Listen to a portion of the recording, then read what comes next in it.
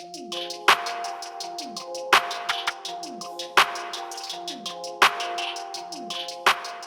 April 14th, 2022, the ASMS Black Student Union had the opportunity to hear from three great people and activists, Dr. Johnny Lake, Dr. Silky J. Booker, and Ayisha Elliot. All three were invited to speak to the ASMS BSU about subjects of race in school and how students of color can cope in a world filled with prejudice and hate. In their presentations, all three speakers tackled intense social subjects like racial stereotypes. Stereotype, I shorthand, it means already held belief. It means you think you know something about somebody that you never even met. So these are dangerous, but how many people stereotype folks? Let me see hands. Everybody's hand should be up because these are what you call social cognition skills. It's what human beings use to learn about the world around us. There's nothing inherent in a person's skin color that tells you if they're smart or if they play basketball or if they play football or whatever. It doesn't tell you anything. You have to check yourself when it comes to stereotypes. And checking yourself is making sure that you don't project what's been portrayed onto you. Because that's where we start to break down these barriers and start talking to each other.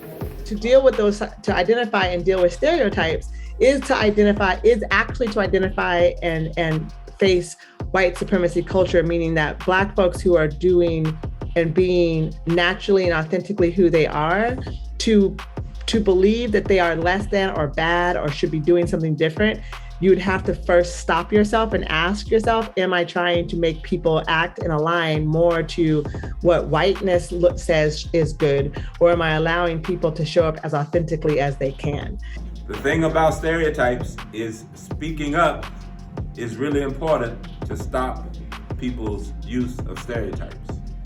In each presentation, the subject of language came up. In particular, the use of the N-word, not only as an anti-Black slur, but as the word used within the Black community. Now, we say that word is used as a term of endearment. Oh, that's my brother. I just say that because we cool. But when you really say that word, do you look at the other person as an educated person, as somebody that got goals, as somebody that got dreams, as somebody that I want to help to start a business one day? I wonder if he's going to get a degree. When you say that word, is that what you're thinking? No, that's not what you're thinking. So that word is not in a term of endearment. That's not a word to say, hey, we're cool. That's a word that tears each other down. That word is deeply, deeply rooted in racism. And I think the earliest I was called the N-word was probably before kindergarten and preschool. My children have been called, all kinds of different names. My parents have, we all have. So that word is deeply, if you don't know the history of that word and the pain, it's over 70 million people died because of that word.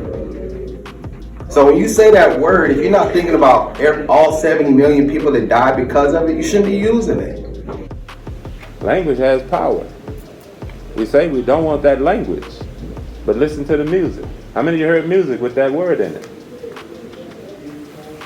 Is it popular music? People dance to it, sing to it? Do they get paid for making that music? Is it just a little bit of money or a lot of money? They make a lot of money for using that word.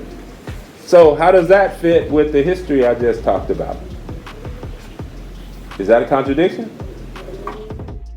In her presentation, Ms. Elliot spoke about where racism comes from.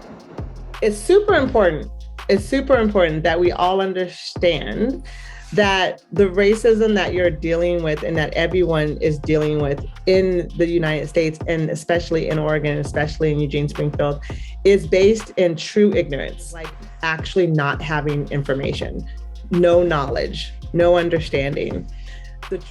She also spoke about how students and people of color can uplift each other. What we really need to do to uplift each other is to stop comparing each other. We have got to get out of the idea of colorism. We have got to get out of the idea that if somebody has long hair, they're better. If someone has curly hair, they're better. If someone talks a certain way, they're smarter. And so how to uplift each other is to let each other be who we are and be curious about why it's different. and it's not to be that it's supposed to be on display or to be taught, but to be like, it's absolutely fine that I have, dreadlocked hair and someone else has looped hair that has curls in it, and we're cousins. It's not weird. Black and brown is a global majority. This experience was eye-opening and educational for all involved. As a representative of the ASMS Black Student Union, I hope we can all come together to fight ignorance, stereotyping, and racism in our school. I'm Kennedy Coffey, reporting for Agnes Stewart Middle School, Black Student Union, and Wolfpack Media. You need to understand the history of your society. And it doesn't matter what color your face is. If you're black, if you're white, if you're Latino, Native American, you need to understand the history of your country because we are still trying to improve this society.